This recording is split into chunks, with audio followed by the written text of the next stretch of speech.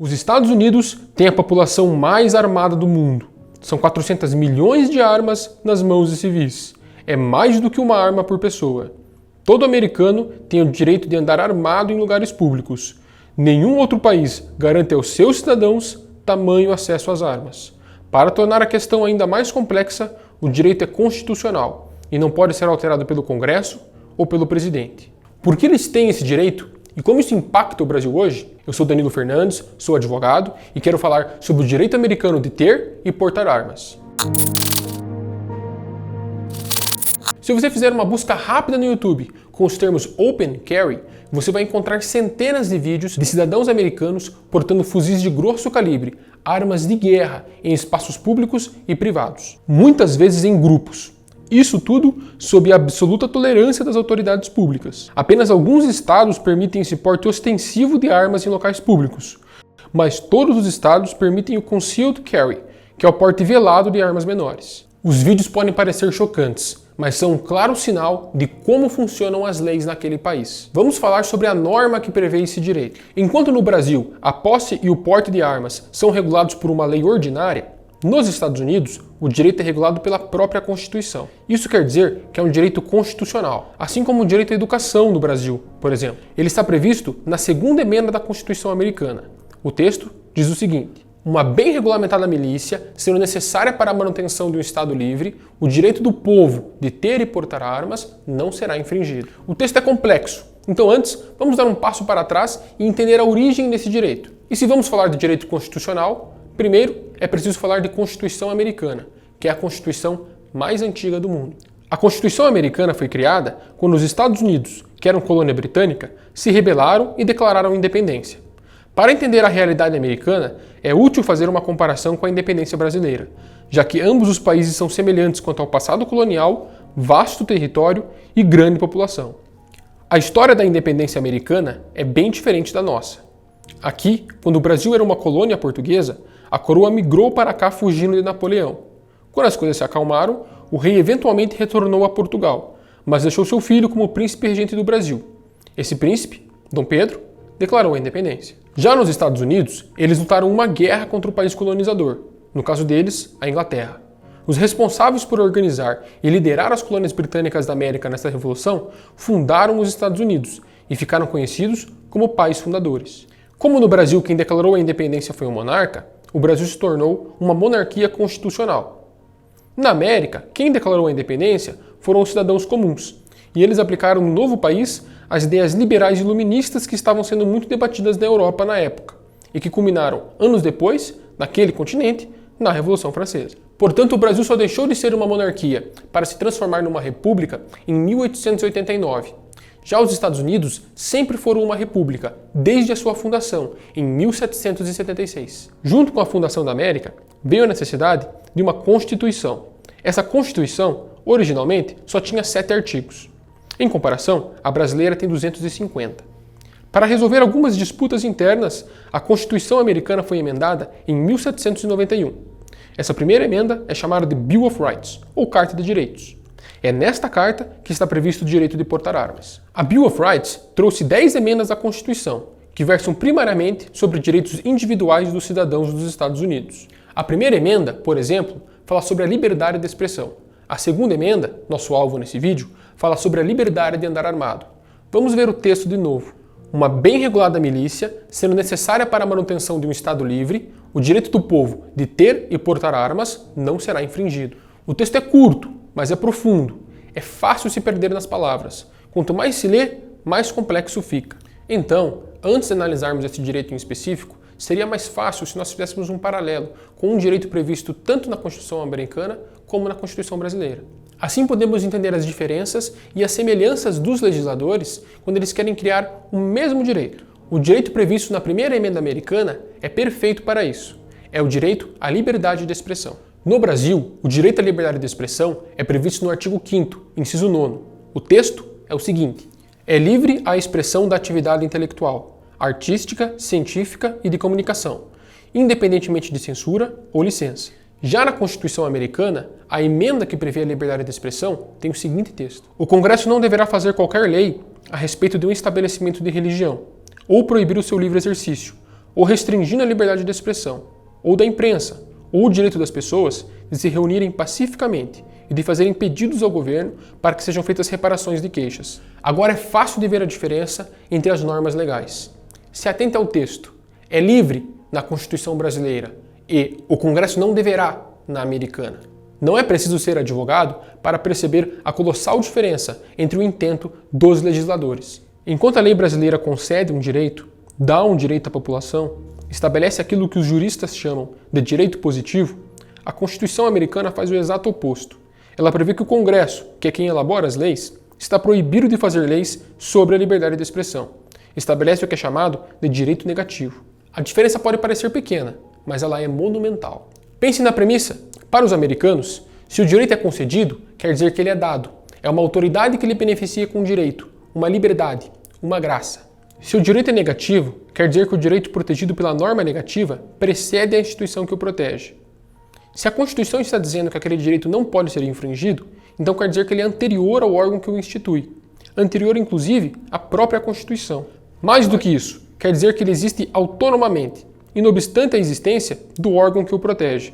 Na ausência dessa corporação, o direito permanece.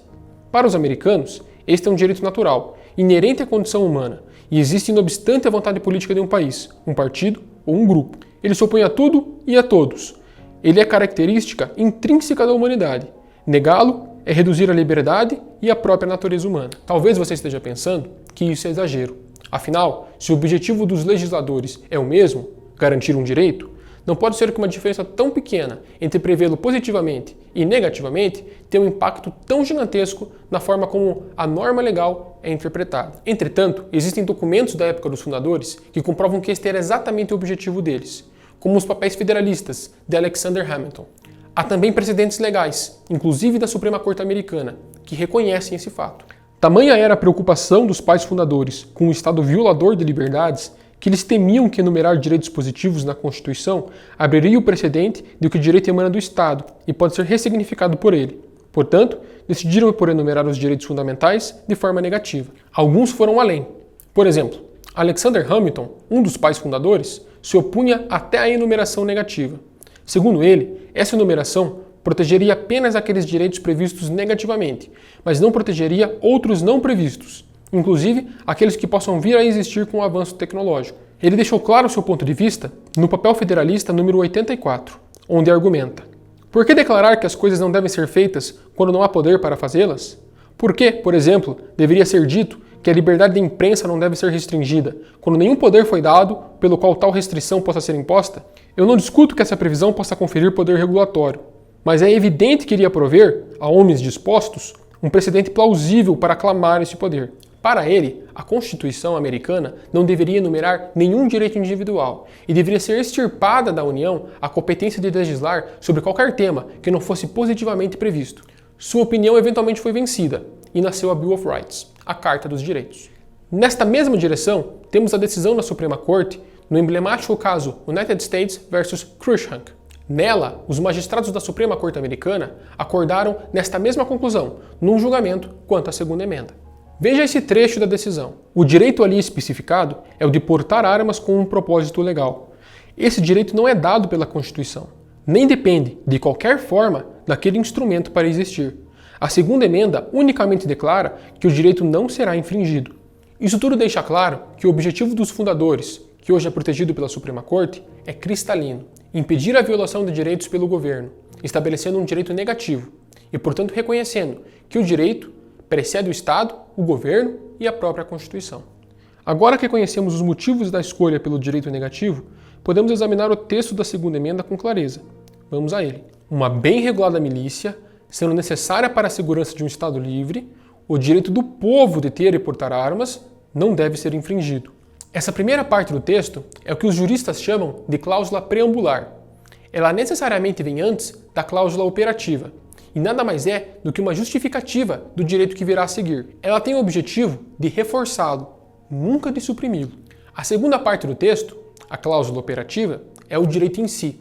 Você pode ver, inclusive, que ele é bem claro. Portanto, a emenda está dizendo simplesmente que, como uma milícia, um corpo de civis armados, é necessária para a manutenção de um Estado livre, para se opor a um eventual estado tirânico, por exemplo, ou uma invasão por um outro país, o direito da população de ter e portar armas não pode ser infringido. É exatamente por isso que é tão difícil de alterar o direito dos americanos de andarem armados. Os direitos fundamentais americanos foram tão esculpidos na sua criação, a vontade dos fundadores é tão cristalina e bem redigida, que não cabe espaço para reinterpretações ou aplicações distintas daquela prevista quando da sua criação. Sendo o Brasil, muitas vezes um direito fundamental, como o direito à liberdade de expressão, é ressignificado pela justiça, sob o pretexto de que ele estaria violando outros direitos, ou de que a tecnologia moderna exige uma diferente aplicação e limitação daquele direito, nos Estados Unidos isso não acontece. Por exemplo, um argumento comum nos Estados Unidos é de que a segunda emenda foi escrita quando a arma mais poderosa que um homem poderia utilizar era o mosquete, ou flintlock, que poderia atirar 2 a 4 tiros por minuto. Bem diferente das armas modernas, como a AR-15, que pode atirar mais de 400 vezes por minuto.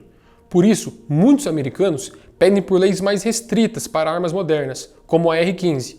Mas a segunda emenda não dá ao cidadão o direito de se armar. Ela impede que o Congresso faça qualquer lei infringindo o direito da população que precede a norma legal de se armar. O Congresso não pode legislar sobre o tema, menos ainda pode o Judiciário ressignificar a Constituição quando aplica a lei no caso concreto, como muitas vezes ocorre no nosso país. No Brasil, quando temos argumentos semelhantes de que o avanço tecnológico exige a reinterpretação do direito, os poderes constituídos são rápidos em ressignificar a lei. Por exemplo, a liberdade de expressão é um direito fundamental, garantido pela Constituição. Mas se você ofender alguém, pode ser preso. Se fizer a ofensa pela internet, então, a pena é maior. Quer dizer que ofender a honra de alguém nos Estados Unidos não é crime, pois a primeira emenda proíbe o Congresso de legislar sobre o tema? Exatamente. Como a primeira emenda proíbe o Congresso de fazer qualquer lei sobre a liberdade de expressão, ofender a honra de alguém nos Estados Unidos, pela lei federal, não é crime. É algo com que a sociedade lida, não a polícia. Lá, a margem para a reinterpretação ou ressignificação de direitos fundamentais é bem mais restrita. Como o direito é negativo e a vontade dos legisladores é clara, seja pelo texto legal, seja pelas cartas trocadas entre eles, que estão preservadas até hoje, os poderes instituídos não têm margem para alterar o entendimento da norma, pelo menos sem modificar a própria Constituição. Ninguém discute que o preço que eles pagam por essa liberdade é alto. Nenhum país desenvolvido no mundo tem taxas de homicídio, suicídio e acidentes com armas de fogo tão altas como os Estados Unidos. Então, o que seria necessário para tornar ilegal comprar e vender armas para civis naquele país? Seria preciso mudar a Constituição. Se no Brasil, para fazer isso, bastaria que o Congresso Nacional, composto pelo Senado e pela Câmara dos Deputados, votasse e aprovasse uma emenda com 3/5 de aprovação em ambas as casas, nos Estados Unidos, novamente, o Congresso não tem poderes para fazer isso. Mesmo que o Senado e Câmara e o Presidente da República votem em unanimidade, eles não conseguem mudar a Constituição.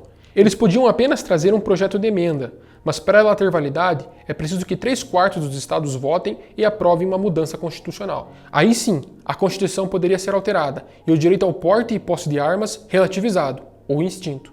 Mas como isso afeta o Brasil? Bom, o Brasil tem vivido um reavivamento de políticas armamentistas. Por conta disso, a sociedade passa por um intenso debate sobre se deve ser permitido aos cidadãos brasileiros o direito de ter e portar armas ou não. Isso é em grande parte motivado pela influência americana. É importante lembrar que só nos Estados Unidos existe um direito tão permissivo para ter posse e porte de armas. Se não fosse essa previsão constitucional americana, dificilmente o Brasil estaria discutindo se os brasileiros deveriam ou não ter esse direito. O que se verifica é que a batalha política ideológica de esquerda contra a direita que o mundo ocidental vive hoje nada mais é do que uma disputa entre duas vertentes do iluminismo. Uma que começou em 1776, na Revolução Americana, e que culminou na nação mais rica da história da humanidade. Outra que deu origem à Revolução Francesa, que se espalhou rapidamente por toda a Europa e que, com o passar dos anos, culminou no estado do bem-estar social. O Brasil, assim como todo o Ocidente, decide qual caminho irá seguir. O da primazia da liberdade ou da fraternidade. Por hoje é só, ficamos por aqui, acompanhe nosso conteúdo nas redes sociais e até a próxima.